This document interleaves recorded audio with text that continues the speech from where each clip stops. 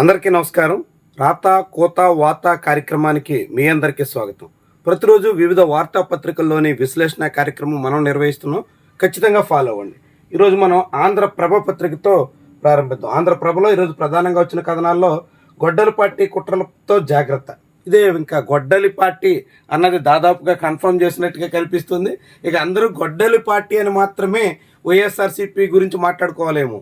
నిజంగా చంద్రబాబు అన్నాడే అనుకోండి, ఆంధ్రప్రభ పత్రికల వాళ్ళు అలాంటి హెడ్డింగులతో రోజు వార్తలు రాయడం చాలా చాలా అభ్యంతరకరం. ఒక మీడియా సంస్థగా వాళ్ళు ఒక పార్టీ పేరుని మరో పేరుతో ప్రస్తావిస్తుంటే దాన్నే హైలైట్ చేస్తున్నటువంటి తీరు మాత్రం విస్మయకరం. అయితే ఇక్కడ చంద్రబాబు నాయుడు నిన్న ఎస్ఐఆర్కి సంబంధించి తన పార్టీ నేతలకి, ఎమ్మెల్యేలకి, మంత్రులకి అందరికి కూడా అవగాహన కార్యక్రమం నిర్వహించారు. అందులో ఆయన ఇచ్చినటువంటి పిలుపు ఇది. ముఖ్యంగా సర్తో ఓట్ల చేర్పులు మార్పులు ఉంటాయి. ఆ సమయంలో అప్రమత్తత చాలా అవసరం. అలర్ట్గా లేకుంటే మన ఓట్లు గల్లంతే. వైకాపా కుట్రలపై కన్నేసి ఉంచండి. జనసేన భాజపా నేతలతో సమన్వయం, కూటమి నేతలతో కమిటీ కూడా వేస్తాం. ఇక్కడేమో వైకాపా అని రాశారు వైఎస్ఆర్సీపీ గురించి. ఇక్కడ మాత్రం గొడ్డల పార్టీతో జాగ్రత్త అనేటువంటి వార్నింగ్ ఇచ్చినట్టుగా రాశారు. అయితే ఇక్కడ విశేషం ఏమంటే ఎస్ఐఆర్కి సంబంధించి వైఎస్ఆర్సీపీ ఏమో అధికార తెలుగుదేశం పార్టీ కుట్రలు చేస్తుంది, జాగ్రత్త అని చెప్తుంది. తెలుగుదేశం ఏమో వైఎస్ఆర్సీపీ కుట్రలు చేయబోతుంది, మీరంతా అప్రమత్తంగా ఉండండి అంటుంది. అంటే ఇరు పార్టీలు కుట్రలు ఖాయం అని చెప్తున్నాయి. ఒకరేమో మరొకరు చెప్తున్నారు, మరొకరేమో ఇంకొకరిని చెప్తున్నారు. ఇద్దరు చెరో ఒకరిని నిందించుకుంటూ గడుపుతున్నారు. అంటే అసలు విషయం మాత్రం వదిలేస్తున్నారు. అసలు విషయం ఏంటి? ఎస్ఐఆర్ ఎవరు తీసుకొచ్చారు? ఎస్ఐఆర్ వల్ల ఎవరు లాభపడ్డారు? ఎస్ఐఆర్ కారణంగా ఎవరి మీద ఎక్కువ విమర్శలు వచ్చాయి? ఎస్ఐఆర్ను ఉపయోగించుకుని ఎవరు అధికారంలోకి వస్తున్నారు? అలాంటి బీజేపీ మాత్రం ఇలా ఇద్దరు నేతలు ఒక్క మాట కూడా అంటలేదు. అసలు కారకుడైనటువంటి బీజేపీ తీరుని, బీజేపీ వైఖరిని, ఎన్నికల కమిషన్ని చెప్పు చేతల్లో పెట్టుకుని ఎస్ఐఆర్ సహాయంతో యథేచ్ఛగా అనేక రాష్ట్రాల్లో సాగినటువంటి వైనాన్ని ఈ రెండు పార్టీలు చాలా ఉద్దేశపూర్వకంగా పక్కన పెట్టేస్తున్నాయి. ఒకరినొకరు అనుకోవడమే తప్ప అసలు కారకుడు ఎవరు అన్నది మాత్రం కప్పిపుచ్చడానికి చాలా శతవిధాలా ప్రయత్నం చేస్తుంది. ఇక చూడండి, మమ్మల్ని ఆపేదెవరు? తెలంగాణలో జనసేన పోటీ చేయడం ఖాయం పవన్ కళ్యాణ్. నిన్న ఆయన నవ నిర్మాణ సభ, దాదాపు 12 ఏళ్ల తర్వాత తెలంగాణ మీద హఠాత్తుగా ప్రేమ కలిగింది. తెలంగాణను ఉద్ధరించడం కోసం బయలుదేరారు. తెలంగాణ రాష్ట్రంలో అభివృద్ధి కోసం ఇప్పుడు జనసేన ఏదో చేయబోతుందంట. అంటే రాజకీయ పార్టీల నేతలు ఎలాంటి మాటలు మాట్లాడతారో చూడండి. 12 ఏళ్ల వరకు తెలంగాణ ఎందుకు గుర్తు రాలేదు? 12 ఏళ్లుగా నవనిర్మాణం ఎందుకు అనిపించలేదు? తెలంగాణ అభివృద్ధి గురించి ఎందుకు ప్రస్తావన లేదు? ఇప్పుడే ఎందుకు తెలంగాణ విషయం హఠాత్తుగా గుర్తొచ్చింది? అంటే జనసేన పార్టీకి ఇప్పుడు రాజకీయంగా అవసరం వచ్చింది. ఇప్పుడు తెలంగాణ మీద ప్రేమ పొంగి పొర్లుతుంది. ఈ విషయాన్ని కప్పిపుచ్చి మమ్మల్ని ఎవరు ఆపేది, తెలంగాణ అభివృద్ధి కోసం ఏమున్నాం, ఇంకేం చేస్తున్నాం, చాలా మాట్లాడారు. అయితే ఇక్కడ పవన్ కళ్యాణ్ చాలా కీలకంగా ఎందుకు మాట్లాడారో తెలియకుండానే తనకి ఇక ముఖ్యమంత్రి హోదా అవసరం లేదు, అలాంటి అవకాశం లేదు, ఆ యోగ్యం లేదు, నేను ముఖ్యమంత్రి కాలేను అన్నట్టుగా కూడా చెప్పుకొచ్చేశారు. ఆంధ్రాలోనే తనకు దిక్కు లేదు, ఇక తెలంగాణలో సీఎం అవుతానా అని నేరుగా ఏపీ డీసీఎం హైదరాబాద్ వేదికగా జరిగినటువంటి మీడియా సమావేశంలో చేసినటువంటి కామెంట్స్ చాలా కీలకమైనటువంటి అంశంగా చూడాల్సి ఉంటుంది. నిన్న హఠాత్తుగా ఆసక్తికరంగా పవన్ కళ్యాణ్ అనేటువంటి నాయకుడు నేరుగా అక్కడ ముఖ్యమంత్రిని కాకుండా అక్కడ ప్రతిపక్షంలో ఉన్న బీఆర్ఎస్ని, అక్కడ బీజేపీని, ఇలాంటి పార్టీలను తిడతారనుకుంటే కె నాగేశ్వర్ని, పాసం యాదగిరిని, ఇంకెవరినో యూట్యూబర్ని, ఇలాంటి వాళ్ళ మీద మాత్రమే బాణాలు ఎక్కిపెట్టి సరిపెట్టేశారు. ఎంత విడ్డూరం చూడండి. పైగా చనిపోయిన గద్దర్కి తానేదో కొనిచ్చానని, తానేదో సాధించానని ఇప్పుడు చెప్పుకోవడం ఎంత విడ్డూరమైనటువంటి వ్యవహారమో చూడండి. నిజంగానే ఆయన గద్దర్కి అంతో ఇంత హెల్ప్ చేసి ఉండొచ్చు, దానికి ఇప్పుడు కాదని అవునని మనం చెప్పం. కానీ అప్పుడేదో సాయం చేసి ఇప్పుడు నేను సాయం చేశాను, గద్దర్ని నేనే ఆదుకున్నాను అని చెప్పడం అంటే ఎంత విడ్డూరం. ఆయనకు కారు కొనిచ్చారట, అదే మొత్తం గద్దర్ని నిలబెట్టేసిందంట. ఎలాంటి మాటలో చూడండి. ఇట్లా మొత్తంగా పవన్ కళ్యాణ్ అయితే తనకి సీఎం యోగ్యతే లేదన్నట్టుగా చెప్పినటువంటి వ్యాఖ్యలు మాత్రం చాలా వైరల్ అవుతున్నాయి. ఇక తర్వాత రాజధాని రహదారులపై సిఆర్ఆర్ఐ అధ్యయనం, ఎల్పిఎస్ జోన్లలో 2 రోజుల పర్యటన, ఏడీసీ డిజైన్లు ప్రణాళికల పరిశీలన, సచివాలయంలో మంత్రి నారాయణతో సమావేశం. రైతుల భూముల్ని లాక్కుంటే ఊరుకోం, అమరావతిలో అయితే అగ్గి రాజుకుంది. అమరావతిలో జగన్మోహన్ రెడ్డి నేరుగా ఎంట్రీ ఇవ్వడానికి రంగం సిద్ధమైంది. ల్యాండ్ పూలింగ్ పేరుతో ఎవరైనా భూములు ఇవ్వకపోతే వాళ్ళ భూములు తీసుకోం.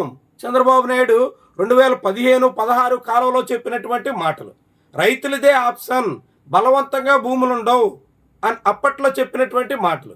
ఇప్పుడు ల్యాండ్ పూలింగ్లో భూములు ఇవ్వకుండా, అప్పట్లో సిఆర్డీఏకి తమ భూములు ఇవ్వబోమని అధికారికంగా సిఆర్డీఏ నిబంధనల ప్రకారంగానే లేఖలు ఇచ్చినప్పటికి కూడా ఇప్పుడు భూములు ఇవ్వాల్సిందే, ఇవ్వకపోతే మేము తీసుకుంటాం అని ప్రభుత్వం సిద్ధమైపోయింది. భూ సేకరణకు నోటిఫికేషన్లు ఇచ్చేసింది. నోటిఫికేషన్లు ఇవ్వడమే కాదు, అసలు ల్యాండ్ పూలింగ్లో, ల్యాండ్ ఎక్విజిషన్లో భూములు ఇవ్వకముందే ఆ రైతుల భూముల్లో ఆల్రెడీ మొత్తంగా పట్టాలు ఇవ్వడానికి తగ్గట్టుగా అన్ని రకాలుగాను రిజిస్ట్రేషన్ల ప్రక్రియ కూడా చేసేసింది. నేను ఒక భూమి యజమాని, నేను ప్రభుత్వానికి భూములు ఇవ్వలేదు, ల్యాండ్ పూలింగ్కి ససేమేరా అని చెప్పాను, ల్యాండ్ ఎక్విజిషన్ కూడా అభ్యంతరం పెడుతున్నాను, అయినా సరే నా భూమిని పూర్తిగా ప్లాట్గా మార్చేసి ఆ ప్లాట్స్ కేటాయించడానికి కూడా సిద్ధమైపోయి ఆ భూమిలో సర్వే నెంబర్ ఆధారంగా ఫ్లాట్స్ కేటాయించేసినట్టు రైతులకు రిజిస్ట్రేషన్ కూడా చేసేసింది. అంటే ఎంత విడ్డూరంగా ప్రభుత్వం ఏకపక్షంగా సాగుతుందో ఈ ద్వారానే చాటుతుంది. అందుకే ఇప్పుడు అమరావతి ప్రాంతంలో రైతు ఉద్యమం మరోసారి రాజుకుంటుంది. బలవంతపు భూసేకరణకు వ్యతిరేకంగా అది చాలా పెద్ద స్థాయిలో వేడెక్కబోతోంది. దానికి జగన్మోహన్ రెడ్డి నిన్న రైతులు కలిసిన సమావేశంలో చేసినటువంటి కామెంట్స్ కూడా ఆజ్యం పోయిపోతున్నాయి. ఇక నేను లేకుంటే నువ్వు అవుట్, నెతన్యాహును ఉద్దేశించి ట్రంప్ కామెంట్స్. అంటే ట్రంప్ లేకపోతే నెతన్యాహుని అరెస్ట్ చేసేటువంటి వాళ్ళు, అదే ఆయన మాటలు. దీన్ని బట్టి అర్థం ఏంటి? ఒక నేరస్తుడైనటువంటి నెతన్యాహుని ట్రంప్ కాపాడుతున్నారు అని. ఇక రష్యా చేరుకున్న మంత్రి లోకేష్ పర్యటనలు మాత్రం ఆగడం లేదు. వివిధ దేశాల్లో ఆయన పర్యటనల పరంపర కొనసాగుతుంది. 3 రోజుల పాటు రష్యాలో ఆయన పెట్టుబడుల పేరుతో పర్యటన చేస్తున్నారు. ఇక మనం ఈరోజు ఈనాడు పత్రికలో చూద్దాం. ఈనాడులో వరి బదులుగా పప్పు ధాన్యాలు వేయండి, వర్షాధార పంటల సాగుకు ప్రోత్సాహకం, సాగునీటిని పొదుపుగా వాడుకోవాలి, లేదంటే గడ్డు పరిస్థితులు తప్పవు, ఎల్నినో నేపథ్యంలో వ్యవసాయ శాఖ కార్యాచరణ. నిన్నగాక మొన్న గోదావరి డెల్టాలో సాగునీటిని వదులుతూ రాష్ట్ర మంత్రి దుర్గేష్, ఇతర నేతలంతా కూడా పుష్కలంగా నీళ్లున్నాయి, మీరు హ్యాపీగా పంట సాగు చేసుకోండి, కరువు వచ్చినప్పటికి కూడా, వర్షాభావ పరిస్థితులు వచ్చినప్పటికి కూడా సాగునీటిలో ఎటువంటి డోకా ఉండదు అని చెప్పారు. ఇప్పుడు వ్యవసాయ శాఖ ఏం చెప్తుందంటే, అబ్బెబ్బెబ్బే వరి సాగు చేయొద్దు, వరి సాగు చేస్తే ఎక్కువ నీటి అవసరం ఉంటుంది, అంత నీటిని మనం సరఫరా చేయలేం కాబట్టి పొదుపుగా వాడుకోవాల్సి ఉంది, మీరు కేవలం వర్షాధార పంటలు మాత్రమే వేయండి, అంటే మెట్ట పంటలు మాత్రమే వేయండి, ఇతర పంటలు మాత్రమే మీరు సాగు చేయండి అని చెప్తుంది. అంటే మొన్న, అంటే 2 రోజుల నాడే మే 31వ తారీఖుని సాగునీటికి గోదావరి డెల్టాలో కొబ్బరికాయ కొట్టి మరీ గేట్లు తెరిచారు. అంటే ఆనాడు చెప్పినటువంటి మాట పాటించాలా, లేకుంటే 2 రోజుల నాడు మాట మార్చినటువంటి ఈ వైనాన్ని పాటించాలా? ఏమైనా ప్రస్తుతం ఈసారి రాబోయే ఖరీఫ్ సీజన్లో చాలా పెద్ద స్థాయిలో కరువు ఛాయలైతే అలముకుంటున్నాయి. ప్రభుత్వం అందుకు తగ్గట్టుగా ప్రణాళిక సిద్ధం చేయకుండా ముందొక మాట ఇప్పుడొక మాట తలో రకంగా మాట్లాడుతూ కన్ఫ్యూజ్ చేస్తున్నట్టు భావించాలి. సుప్రీంకోర్టు జడ్జీలు కొత్తగా కొలీజియం ఆమోదించి రాష్ట్రపతి నియామకంతో వచ్చినటువంటి 5గురితో ప్రమాణం చేయించిన సిజేఐ అప్రమత్తంగా ఉండండి. వాట్ల ఎస్ఐఆర్ సంబంధించినటువంటి దాని మీద చంద్రబాబు కామెంట్స్. ప్రాంతీయవాదం ఉగ్రవాదం కంటే ప్రమాదం. ఆయన ఏదంటే అదే, ఎందుకంటే ఆయనే ప్రాంతీయవాదం అవసరం అంటాడు ఆయన. పైగా అది ఒక స్థాయి వరకే అవసరం అంట. పవన్ కళ్యాణ్ మాట మనం ఏం చెప్పట్లా, పవన్ కళ్యాణే ఒక స్థాయి వరకు ప్రాంతీయవాదం అవసరం అని చెప్పారు. పైగా అదే జాతీయవాదం ఉగ్రవాదం అన్నింటికన్నా కూడా చాలా ప్రమాదం అని చెప్పుకొస్తున్నారు. ఇక సిబిఎస్ఈలో చైర్మన్ సెక్రటరీపై బదిలీ వేటు. మరి ఎన్టీఏలో ఎందుకు బదిలీ చేయలేదు? ఆ విద్యాశాఖ మంత్రి మీద ఎందుకు చర్యలు తీసుకోవట్లేదు? ధర్మేంద్ర ప్రధాన్ని ఎందుకు కాపాడుతున్నారు? వరుసగా అనేక వైఫల్యాలు చుట్టుముడుతున్నా ఏకంగా సియుఈటి ఎగ్జామ్ దగ్గర నుంచి సిబిఎస్ఈ ఎగ్జామ్ వరకు, అదేవిధంగా నీట్ నుంచి అనేక పరీక్షల వరకు ప్రతి చోట పూర్తి స్థాయిలో లోపభూయిష్టమైనటువంటి విధానాలు అమలు చేస్తుంటే కేవలం సిబిఎస్ఈలో చైర్మన్ మీద సెక్రటరీ మీద చర్యలు తీసుకుని చేతులు దులుపుకుందాం అని ప్రభుత్వం ప్రయత్నం చేస్తుందంటే కేంద్రం వైఖరి ఎలా ఉందో ఆలోచించండి. ఇక డిఎస్సిలో నిబంధనల పాత్ర, తొలి సంతకం మోసం గురు, బూటకంగా మారిపోయిన డిఎస్సి 2025 మెరిట్ రిజర్వేషన్ అమల్లోని అక్రమాలు, ఓపెన్ కేటగిరీ అభ్యర్థులు రిజర్వేషన్ పోస్టుల్లో భర్తీ. రిజర్వేషన్ పోస్టుల్లో ఆయా కేటగిరీల వారీగా విద్యార్థులకు దక్కాల్సినటువంటి పోస్టులను ఓపెన్ కేటగిరీ అభ్యర్థులతో భర్తీ చేసేసి అటు రిజర్వేషన్ వారికి కూడా అన్యాయం చేశారు అన్నట్టుగా ఇంకా కథనాల పరంపర సాగుతుంది. ప్రభుత్వం మాత్రం దాన్ని సమర్థించుకుంటూ వాస్తవాల్ని కప్పిపుచ్చే ప్రయత్నంలో ఉందేమో అనేటువంటి అభిప్రాయం అయితే బలపడుతుంది. ఇక మా భూములు ఇవ్వం, రాజధాని ప్రాంత రైతుల స్పష్టీకరణ, చంద్రబాబు ప్రభుత్వం మమ్మల్ని వేధిస్తోంది, పచ్చని పంటలు పండే పొలాలను లాక్కుంటుంది, మా ప్రమేయం లేకుండా దుర్మార్గంగా ప్లాట్లు వేస్తుంది, లేఅవుట్లు వేసి రిజిస్ట్రేషన్లు చేస్తుంది, పొలాలన్నింటినీ చెరువుల్లా తవ్వేస్తుంది. పెనుమాక, కృష్ణేపాలెం ఆ సమీపంలో ఉన్నటువంటి కొత్త రిజర్వాయర్ పేరుతో భూములు ఉన్నటువంటి రైతులకి పొలాల్లోకి వెళ్ళడానికి దారి కూడా లేకుండా కరెంట్ కట్ చేస్తారు, రోడ్డు మొత్తం లేకుండా బ్లాక్ చేస్తారు, నీళ్లతో నింపేస్తారు, చెరువులా మార్చేస్తారు, చుట్టూ నీళ్లు నింపి మధ్యలో ఒక దీవిలా రైతు పొలాన్ని భూములు ఇవ్వనందుకు. అంటే ప్రభుత్వం సిఆర్డీఏ మాట వినని రైతుల్ని వేధించే ప్రక్రియ అయితే చాలా పెద్ద స్థాయిలో సాగుతోంది. దాని మీద ఇప్పుడు ప్రతిఘటన మొదలైంది. ఇది తీవ్రతరం అయ్యే ప్రమాదం అయితే కనిపిస్తుంది. ఇక కర్ణాటక సీఎంగా నేడే డీకే శివకుమార్ ప్రమాణం, బీజేపీకి అన్నామలై బై బై. నిన్న మనం మాట్లాడుకున్నాం, తమిళనాడులో అన్నాడీఎంకే మునిగిపోతుంది అనుకున్న దానికన్నా ముందుగానే బీజేపీకి కష్టాలైతే మొదలవుతున్నాయి. ఇప్పుడు రజనీకాంత్, అన్నామలై కలిసి ప్రస్థానం ప్రారంభిస్తారంట. విజయ్ గెలిచిన తర్వాత టీవీకేతో విజయ్ సృష్టించినటువంటి సునామీ తర్వాత అటు ధనుష్లో ఇటు రజనీకాంత్లో అందరిలో కూడా రాజకీయ కాంక్ష బయటకు వస్తుంది. ఆ క్రమంలో పలువురు కోలీవుడ్ హీరోస్ సినిమా రంగం నుంచి రాజకీయ రంగం వైపు అడుగు పెట్టాలన్న ఆలోచన వస్తుంది. అంటే ఏదో పులిని చూసి నక్క వాతర పెట్టుకోవడం అంటారు చూశారు, విజయ్ని చూసి ఇప్పుడు అనేక మంది మొదలవుతున్నారు. చూద్దాం మరి ఎవరెవరో ఏ స్థాయిలో సక్సెస్ అవుతారు. ఇక ప్రజాశక్తి పత్రికలో రేపు కేరళలోకి నైరుతి ఋతుపవనాలు ఇప్పుడు మే చివరి వారంలో రావాలి, దాదాపు 10 రోజుల ఆలస్యంగా. ఎల్నినో ఇతర అనేక రకాల కారణాలతో అది ఆలస్యం అవుతుంది. ఎట్టకేలకు రేపు రావచ్చని చెప్తున్నారు. ఆషామాషిగా తీసుకోవద్దు, పొగాకు రైతులను ఆదుకోండి, కనీసం 1000 కోట్లు కేటాయించండి. రైతులని ప్రభుత్వం ఆదుకోవడానికి కొద్దిపాటి ప్రయత్నం కూడా చేయట్లా. పొగాకు రైతులు రోడ్డెక్కి ఆందోళన చేసిన తర్వాత కూడా వాళ్ళకి ఆదుకుందాం, వాళ్ళకి ఎంతో కొంత ఉపశమనం కల్పిద్దాం, పొగాకు కొనుగోలు విషయంలో కంపెనీలంతా సిండికేట్గా మారిపోయి అటు ఆక్వాలో ఇటు పొగాకులో దగా చేస్తుంటే నియంత్రిద్దాం అనే స్పృహ కూడా ఆంధ్రప్రదేశ్ ప్రభుత్వానికి లేదు. అక్కడ పూర్తి కంపెనీలతో మిలాఖత్ అయిపోయారా అనేటువంటి అనుమానం కలుగుతుంది. అక్కా చెల్లెళ్ళ సజీవ దహనం వేలేరుపాడు, ఏలూరు జిల్లాలో. ఇవి ప్రజాశక్తి పత్రికలో ఈరోజు వచ్చినటువంటి కథనాలు. ఇక మనం లోపల పేజీలో వచ్చిన కొన్ని ముఖ్యమైన కథనాలని ఒకసారి పరిశీలిస్తే దాదాపుగా పవన్ కళ్యాణ్ నిన్న చేసినటువంటి హైదరాబాద్ ప్రెస్ మీట్లో చేసిన కామెంట్స్, నాకు ఆంధ్రాలోనే దిక్కులేదు, తెలంగాణలో సీఎం అవుతానా, నన్ను బెదిరించే వాళ్ళ అయ్య జాగీరా తెలంగాణ అంటూ ఆయన ప్రశ్నించారు. అవును, మా అయ్య జాగీరే తెలంగాణ, 4 కోట్ల రాష్ట్ర వాసుల అయ్య జాగీరే, బయట నుంచి వచ్చినటువంటి వాళ్ళది కాదు అని నిన్న పొన్నం ప్రభాకర్ మంత్రి కౌంటర్ ఇచ్చారు.